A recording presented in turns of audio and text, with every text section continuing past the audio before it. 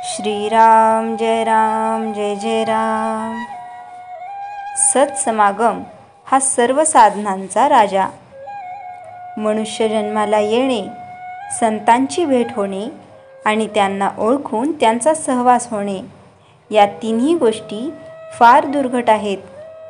म्हणूनच संत समागमासारखा लाभ नाही असे म्हणतात. सत्समागम म्हणजे सर्व साधनांचा राजा होय. काही मागण्याची इच्छाच संत नष्ट करतात. मग मिळवायचे कुठे राहते? संत बनणे व्यावहारिकदृष्ट्या काही सुखाचे नसते. एखाद्या स्नान संध्याशील आणि सदाचरिणी माणसाच्या अंगावर तेज दिसते, कारण देहाला धरून झालेल्या कर्माचे ते तेज असते. पण एखाद्या सत्पुरुषाच्या देहावर बाहेर तसे तेज दिसणार नाही. आत वावरणाऱ्या भगवंताच्या ज्ञानाला योग्य असा सत्पुरुषाचा देह असतो. देहाच्या आधाराने भोगण्याची या जगामधील जी सुखे आहेत, त्यांचे मार्ग सत्पुरुषापेक्षा आपण प्रापंचिक लोक जास्त जाणतो. परंतु देहाच्या पलीकडे असणारे आणि कायमच टिकणारे आणि देहाला विसरून आणि देवाला स्मरून जे मिळवायचे असे भगवंताचे सुख आहे, ते प्राप्त होण्याचा मार्ग समजावून घेण्यासाठी आपण सत्पुरुषाकडे गेले पाहिजे. विषयतृप्तीसाठी जावे आणि निर्विषय होऊन यावे, हा संत संगतीचा परिणाम.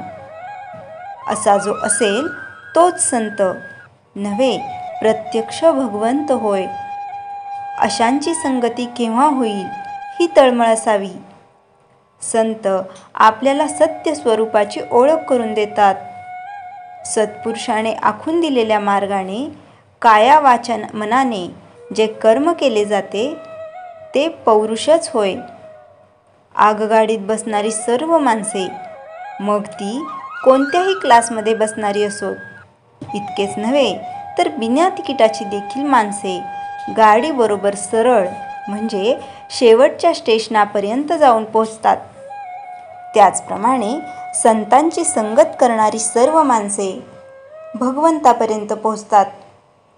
त्यांच्यामधील बिनतिकिटाची म्हणजे दुष्ट, पापी, दुराचारी, त्याज्य आणि अयोग्य अशी माणसे सुद्धा तरून जातात. मात्र कोणीही गाडी तेवढी सोडता कामा नये. हाच सत्संगतीचा महिमा. परमार्थ साधण्यासाठी सत्संगती फार उपयोगी पडते. ही संगती 3 प्रकारची असते. 1. संतांचा प्रत्यक्ष देहामध्ये सहवास. 2. संतांनी सांगितलेल्या मंत्राचा सहवास. आणि 3. संतांच्या विचारांची संगत. संगतीचा परिणाम नकळत होतो, म्हणून सत्संगती धरावी. आपण ज्याकरता जन्माला आलो ते कारण फक्त संतच उगमले, म्हणून त्यांना शरण जावे. संत स्वतः समाधान मिळवून ते दुसऱ्याला देतात. हे त्यांचे आपल्यावर केवढे उपकार आहेत. श्रीराम जय राम जय जय राम. चैतन्यवाणी संतांजवळ जे समाधान असते ते आपल्याला लाभले म्हणजे संतांची प्रचिती आली असे समजावे. श्रीराम जय राम जय जय राम. गोंदावल्याच्या रामाचे वैशिष्ट्य. प्रत्येकाने गोंदावल्याच्या रामाचे एकदा तरी दर्शन घ्यावे असे महाराजांना फार वाटे. ते म्हणत, अरे माझ्या रामाला एकदा तरी डोळे भरून पहा, नंतर घरी जा. परंतु जे लोक गोंदावल्यास येत ते रामरायाला पाहण्यासाठी येत नसून श्री महाराजांचे दर्शन घेण्यास येत. जो नवीन मनुष्य त्यांच्या दर्शनाला येई त्याला मोठ्या प्रेमाने महाराज सांगत, प्रथम माझ्या रामाला नमस्कार करून यावे, नंतर इतरांना नमस्कार करावा. मंदिरामध्ये उभा असणारा राम हा केवळ मूर्ती नसून तो प्रत्यक्ष परमात्मा आहे अशा भावनेने महाराज स्वतः वागत व इतरांना तशाच भावनेने वागण्याचा मनापासून उपदेश करत. ते म्हणत, ह्या रामाचे वैशिष्ट्य असे आहे की त्याच्या पुढे उभे राहिले म्हणजे आपल्या अवगुणांची तो जाणीव करून देतो. हे विशेष महत्त्वाचे आहे, कारण दोषांची जाणीव झाली तरच मनुष्य त्यातून सुटण्याचा प्रयत्नाला लागेल. आपल्याला एखादा रोग झाला आहे असे समजले तरच मनुष्य त्यातून मोकळा होण्याच्या प्रयत्नाला लागेल. तसे दोषांची जाणीव झाली तरच मनुष्य त्यातून सुटण्यासाठी रामाची प्रार्थना करून शरण जाईल. शरणागतावर कृपा करणे हे रामाचे ब्रीदच असल्यामुळे तो शरणागताला त्यातून सोडविलच आणि त्याचे काम होऊन जाईल.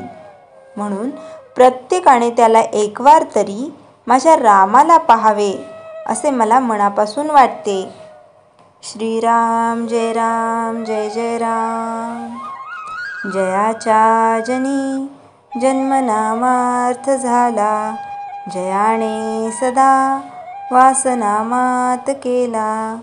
जयाच्या मुखी सर्वदा नाम कीर्ती, नमस्कार त्या ब्रह्मचैतन्य मूर्ती. श्रीराम जय जय राम.